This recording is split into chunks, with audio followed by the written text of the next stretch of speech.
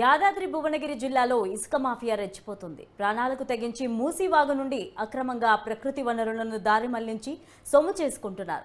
రాజన్నపేట మండలం ఇంద్రాపాలెం నగరం, శోభనాద్రిపురం, లక్ష్మాపురం, పల్లివాడ, బాచుప్పల, సూరారం, తుర్కపల్లి, మూసీ పరివాహక ప్రాంతాల్లో కొంతమంది ఇసుకాసురులు ముఠాగా ఏర్పడి ఇసుకను అక్రమ సంపాదనే ధ్యేయంగా రాత్రి పగలు విరామం లేకుండా అక్రమంగా తరలిస్తున్నారు. తమ ట్రాక్టర్ల ద్వారా ఇసుకను ఏటి పరివాహక ప్రాంతం నుండి తరలించి డంపు చేసుకుని రాత్రి వేళల్లో హైదరాబాద్ తదితర ప్రాంతాలకు లారీల ద్వారా సప్లై చేస్తున్నారు.